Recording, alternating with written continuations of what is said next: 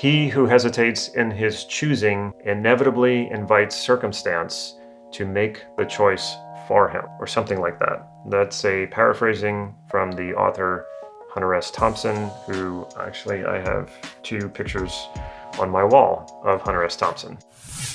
Why are we so afraid to make decisions or make choices? Probably because we've made bad ones. And in fact, we probably make lots of more good decisions than we've made bad decisions. But when we make a bad choice, it tends to stick with us and it tends to be very painful. So we don't want to make choices, or we hesitate in making choices. But what happens when we don't make a choice, that in itself is a choice, and it's usually a bad one, usually a worse one than if you had really taken the time and conscientiously made a choice. Let's talk about what happens when you're struggling to make a choice. So what's actually going on inside of you. But before I get into that, if you find yourself liking this video, make sure you give it a thumbs up. And if you haven't already, make sure you click that subscribe button and the bell so you'll be notified when I put new videos out. And if you're impatient and you want to see what it is I'm giving away for free with this video, if you look in the description right here down below, you will find that.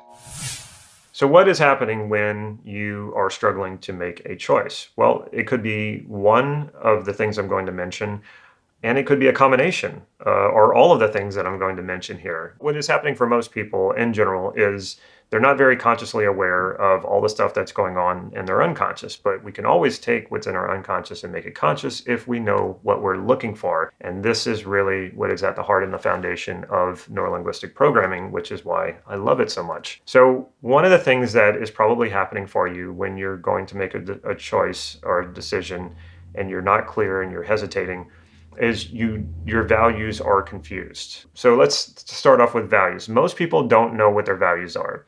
They think that they kind of just want stuff, or they want something. You know, if they see a car, if they see a house they want it, and they don't really go too much further past that. But the truth is that no object or accomplishment has any inherent value. I've done lots of videos on this. I'm not going to go too deep into that. So none of these things have inherent value. They only have the value that we project onto them, hence your value. So what value are you projecting onto the object of your desire, or it could be accomplishment as well. So what is it that you really want? So when you understand that, then you have a much clearer understanding of what it is you're trying to fulfill, because that's what we are trying to do when we want something. We're trying to fulfill something. We're trying to fulfill the value or values that we're projecting onto that thing. Now, if you're going to make a choice, you want to make a choice that is in alignment with what it is you value. But if you don't know what those values are, you're going to probably struggle with this. And what also happens is if you don't understand the hierarchy of those values,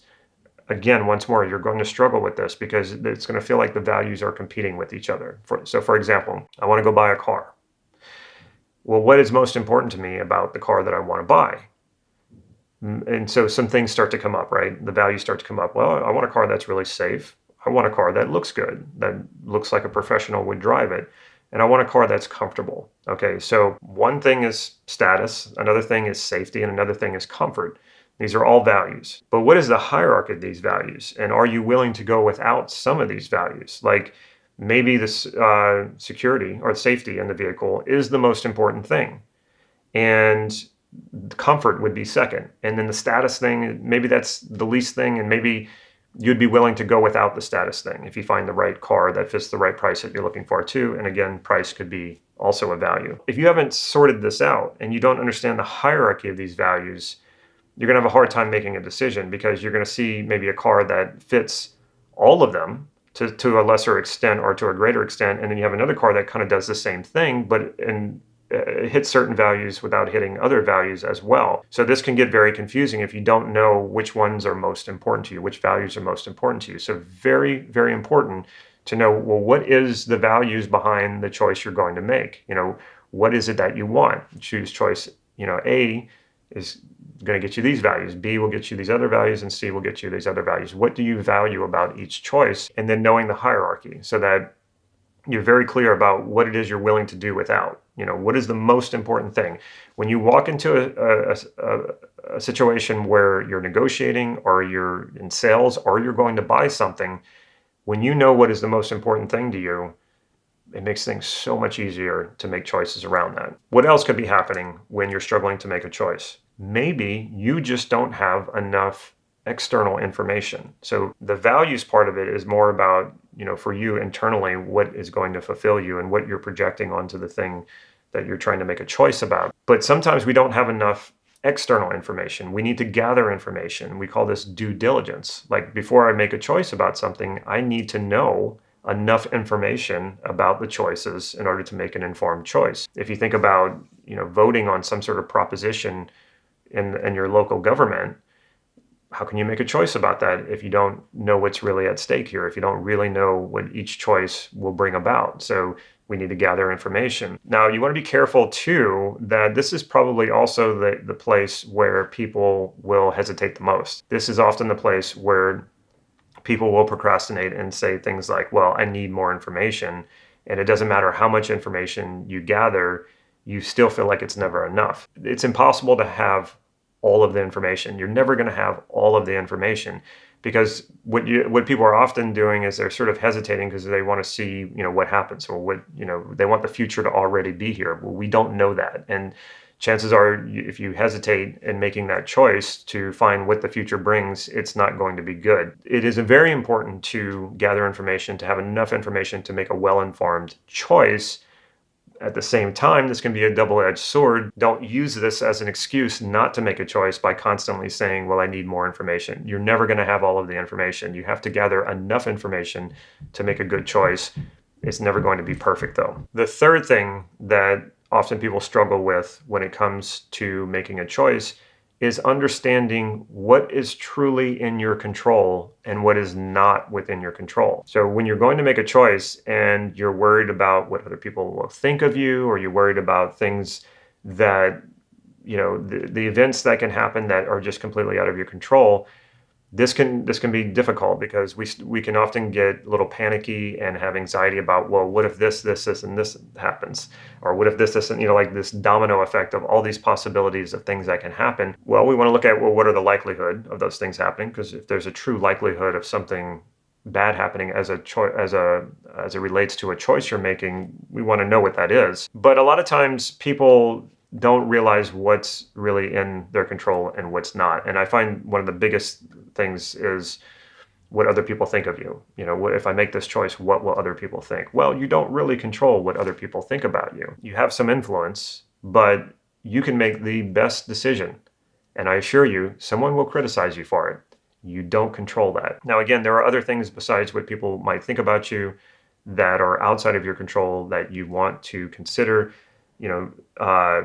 Things that, like weather, like again, what other people's actions, what they might do. You need to determine with this choice that you're making, what is it within your control and what is outside of your control. And this clarity will help so much, because then you can let go of these things. The things that are outside of your control, just let go of them.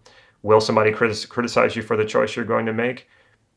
It could happen. You have no control over that. Let it go. So in this letting go, it clears out all that noise, all that extra noise of the things that you truly do not have control over. So therefore, there's no point in worrying about them. A quick little story about a situation that I was in where I had to make a choice that felt impossible at first. I will leave the names of the people and details of what happened out to protect the guilty and maybe to protect the innocent as well. I was in a situation where there were 3 people involved, and they all wanted me to make a certain choice. And what was very clear right away, is that whatever choice I made was not going to please all 3 people. At least one person, if not 2, possibly even 3 people in this situation, were going to be upset with me. They were not going to like my choice, and they were going to be upset with me. Right away, I recognize I cannot place the value of what I'm trying to do here, the value that I'm trying to fulfill, on pleasing people, because it wasn't going to happen. There was no way that I could make a choice that would please everyone. Now, again, if I hesitated and I chose not to make a choice, which is a choice, it still would have angered some people in this situation, possibly all 3.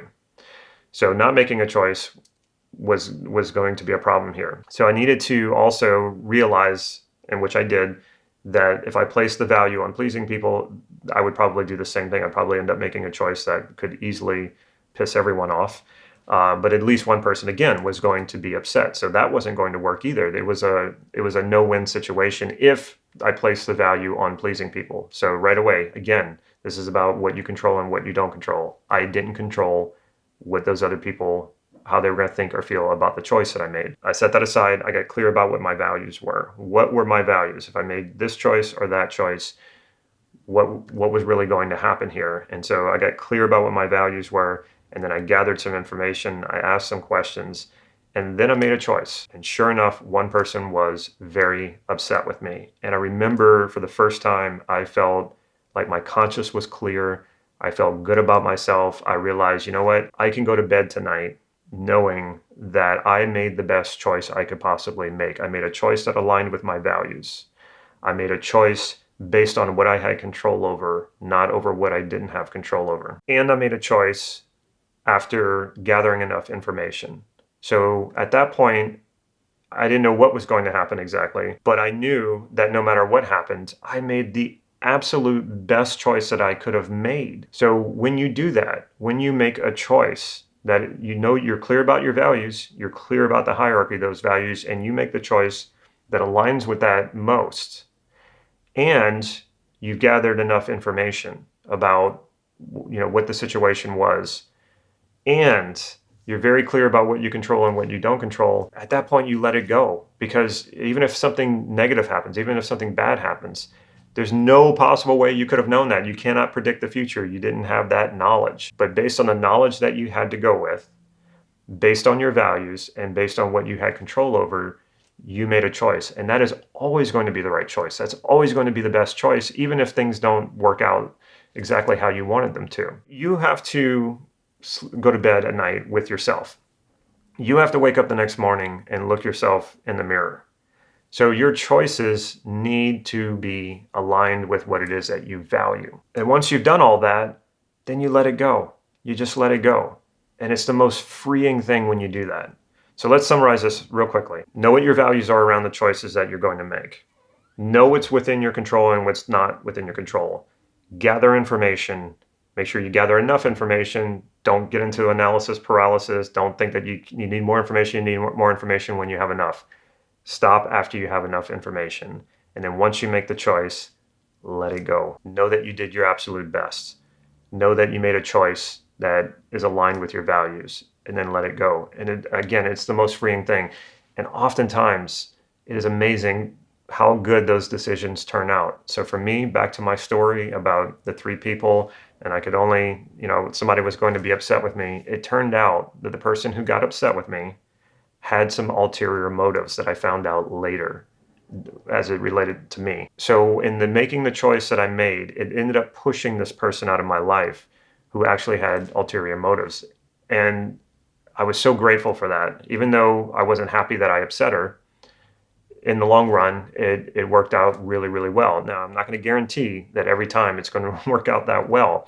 But in general, if you think about it, if you're acting in alignment with your values, you're very clear about what you control and what you don't control, and you're doing your due diligence, chances are you're going to attract the right kind of people. You're going to attract the right kinds of circumstances to you. Your life is just overall going to be a lot better, and you're going to have access to greater and greater choices. If you'd like to take this deeper and further and understand not only how to make great choices, but also how to set goals in a way that lines up with everything that I'm talking about here, goals that you truly value, that are truly going to fulfill you, and then also understanding what you control about those goals and what you don't control about those goals, and then of course gathering the right amount of information. I'm giving away a PDF on what we call a well-formed outcome in NLP. So well-formed outcome it goes so much further than just your typical goal setting. And goal setting is also decision making. When you set a goal, you have to decide on what goal to set, and then what you do next in order to achieve the goal will be a series of decisions and choices that you need to make. So you definitely want to take this deeper and go about it with a well-formed outcome. If you like this video, make sure you give it a thumbs up. And if you haven't already, make sure you click that subscribe button right down here and the bell so you'll be notified when I put new videos out, which tends to be Wednesdays and Saturdays. And last but not least, if you can think of a friend or a family member who would benefit from this video, make sure you share it with them. Take care.